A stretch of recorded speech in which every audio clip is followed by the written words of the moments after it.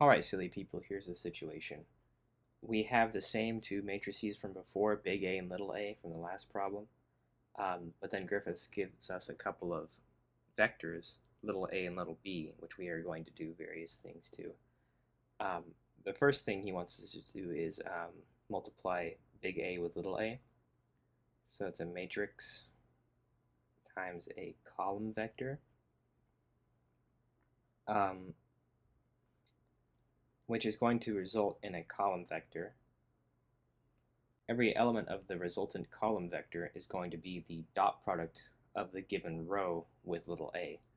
So it's going to be minus I plus 2I plus another 2I. And then second row is 2I plus 0 plus 6. Third row is 2I squared minus 4I squared plus 4. All right. We can simplify that a little bit. We've got 4I minus 1I, so just 3I up top. This is still 6 plus 2I.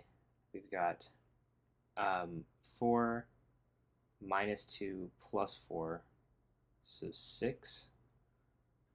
Just 6 on the bottom. Cool. The next thing that he wants us to do is A dagger B.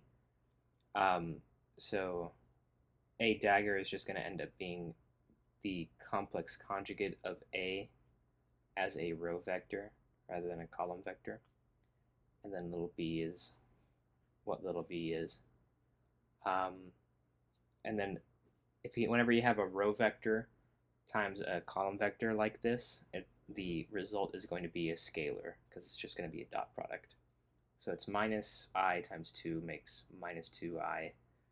We've got minus 2I times 1 minus I, and then 0. So minus 2I plus 2I squared. So minus 2 minus 4I. Sure. Next he wants us to do the transpose of little a times the matrix B times the column B. So the transpose of A is just going to be the vector A in row form. And then the matrix B was this, 1, 3, minus I, 0, 2. And then the vector B was 2, 1 minus I, 0. Right? So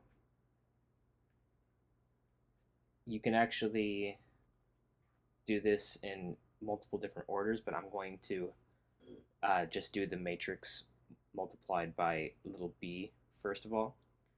So that's going to be 4, that's it, 0, so it's just 1 minus I, and this will be 2I times, or plus 3 times 1 minus I.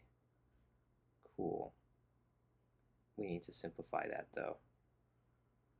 So this column vector is looking like 4, 1 minus I, and then 2I plus 3 minus 3I, which will make something a little bit even simpler. 4, 1 minus I, 3 minus I. That's it. And then the result of these will be a scalar. So it's going to be 4I plus 2I times 1 minus I plus 2 times 3 minus I. So it's 4I plus 2I minus 2I squared plus 6 minus 2I. So it's 6I minus 2I makes 4I, because those will cancel out pretty much. And then we have 6 plus 2 makes 8. So 8 plus 4I. Sure. Lastly, he wants us to check A-B dagger. This is interesting because we'll have the column vector that is the vector A, but then times the row vector 2, 1 minus I, 0. And it's actually 1 plus I because B was, 1 minus I. So that's cool. So whenever you have a column vector times a row vector like this, then you don't get a scalar, you actually get a matrix. Doing this kind of multiplication is actually identical to just doing matrix multiplication. Um, it's just that now the first matrix doesn't have an entire row, it just has one element. The second matrix doesn't have an entire column, it just has the one element. Um, so if you think about it, the first element is just going to be the first element of the first row times the first element of the first column, so it's 2i. Second element down is going to be the second element down times the second column, so 2i times, or not even the second column, still the first column, so just 4i. And this is going to be 4, and that's going to be I times 1 plus I. That's going to be 2i times 1 plus I. This is going to be 2 times 1 plus I. And the rest are going to be zeros. Okay.